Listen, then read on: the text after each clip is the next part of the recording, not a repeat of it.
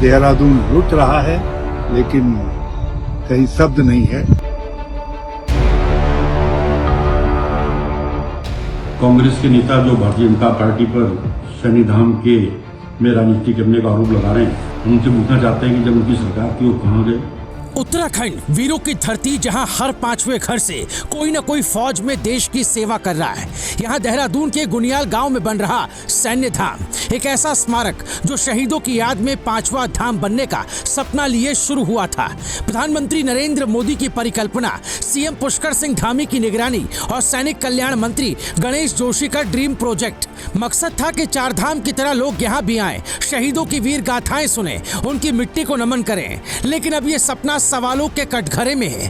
कांग्रेस इसे लेकर हमलावर है और सैन्य धाम का निर्माण अब शहीदों के सम्मान से ज्यादा सियासी घमासान का अखाड़ा बनता दिख रहा है। कांग्रेस का कहना है कि सैन्य धाम में सिर्फ और सिर्फ धांधली हो रही है। पूर्व सीएम हरीश रावत ने तो सीधे सीधे ट्वीट कर दिया, शहीदों का ये अपमान नहीं सहेगा हिंदुस्तान। सैन्य धाम में भ्रष्टाचार हो रहा है, कुछ लोग माल बनाने में लगे हैं। देहरादून लुट रहा है, लेकिन कहीं शब्द नहीं है। लेकिन यहाँ सैन्य धाम के नाम पर जो कुछ दिखाई दे रहा है, और ये यदि 80 करोड़ के खर्च के बाद का सैन्य धाम है, हो सकता है और ज्यादा भी खर्च होगा। यदि इसमें जमीन की कॉस्ट सम्मिलित नहीं है तो फिर ये तो 1 दर्जन करोड़ के लायक भी खर्च नहीं है। और फिर आपने कुछ लोहे, कुछ पत्थर के स्ट्रक्चर खड़े कर दिए। ये सैन्य धाम में कहाँ वो आत्मा झलकती है जिसमें गब्बर सिंह से, दरबार सिंह से लेकर के जो यहाँ तक कि हमारी सैन्य महान परंपरा है, उसका कहाँ होता। मेजर शोभनाथ शर्मा के बलिदान का आभास कहाँ से होता है, हिंदुस्तान के प्रथम वीर चक्र विजेता थे। इसमें तो उत्तराखंड और उत्तराखंडियत का भी आभास नहीं होता है। कांग्रेस का आरोप है कि शहीदों के घरों से लाई गई पवित्र मिट्टी सैन्य धाम में खोले में पड़ी सड़ रही है। बजट बढ़ता जा रहा है, तारीखें आगे सरकती जा रही हैं, लेकिन काम पूरा होने का नाम नहीं ले रहा। पार्टी ने सैनिक कल्याण मंत्री गणेश जोशी के इस्तीफे की मांग की और सीबीआई जांच की बात उठाई है।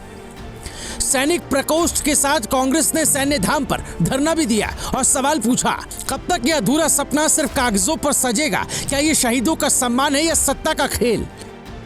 तो पहले समझते हैं कि सैन्य धाम है क्या। ये बन रहा है देहरादून में गुनियाल गांव के पास, जहां शहीद सैनिकों के घरों से मिट्टी लाकर एक स्मारक तैयार किया जा रहा है। इसमें लाइट एंड साउंड शो होंगे, म्यूजियम होगा, शहीदों की तस्वीरें होंगी और 2 शहीद बाबाओं जसवंत सिंह और हरभजन सिंह के मंदिर भी बनाए जाएंगे।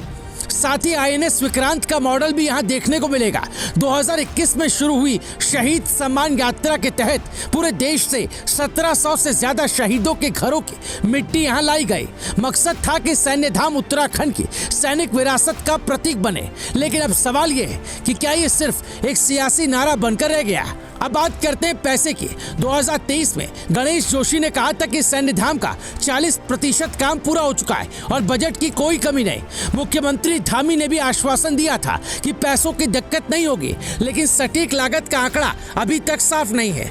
शुरू में इसे 50-60 करोड़ का प्रोजेक्ट बताया गया था, पर कांग्रेस का दावा है कि अब यह बजट कई गुना बढ़ चुका है। तारीखें बार बार आगे बढ़ रही हैं। पहले 2023, फिर 2024 और अब 2025 की बात हो रही है। सवाल ये है कि अगर पैसा है, इरादा है, तो फिर देरी क्यों? क्या सचमुच यहाँ कुछ गड़बड़ है? अब सुनते हैं सैनिक कल्याण मंत्री गणेश जोशी का पक्ष। गणेश जोशी वैसे तो विवादों के पुराने खिलाड़ी हैं। 2016 में शक्तिमान घोड़े का मामला हो या हाल का आय से अधिक संपत्ति का विवाद, वो हमेशा सुर्खियों में रहे हैं। एक बार उन्होंने कहा था कि जो आरोप मुझ पर लगते हैं उससे मुझे फायदा ही होता है। शक्तिमान मामले में मुझे फंसाया गया तो मेरी बेटी राष्ट्रीय नेता बन गई, इस बार भी मुझे फायदा होगा।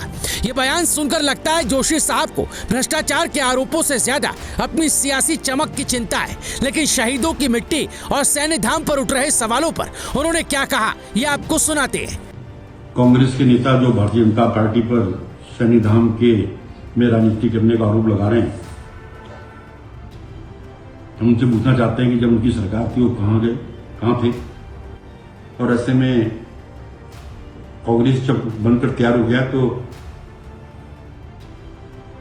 अपनी खींच को मिटाने के लिए बार बार वहां पर जाकर नौटंकी कर रहे हैं। तो दोस्तों ये मामला इतना सीधा नहीं है। एक तरफ कांग्रेस का हमला है जो इसे भ्रष्टाचार का सबूत बता रही, दूसरी तरफ बीजेपी और गणेश जोशी इसे सियासी ड्रामा करार दे रहे हैं। लेकिन बीच में पिस रही है वो भावना, वो मिट्टी जो शहीदों के घरों से लाई गई थी। अगर सचमुच यहाँ धांधली हुई है तो ये शहीदों के सम्मान पर धब्बा है, और अगर ये सिर्फ सियासत है तो भी शहीदों का नाम इस्तेमाल करना कम शर्मनाक नहीं। सवाल ये है कि क्या सीबीआई जांच होगी, क्या गणेश जोशी जवाबदेही लेंगे, या फिर ये मामला भी वक्त के साथ दब जाएगा।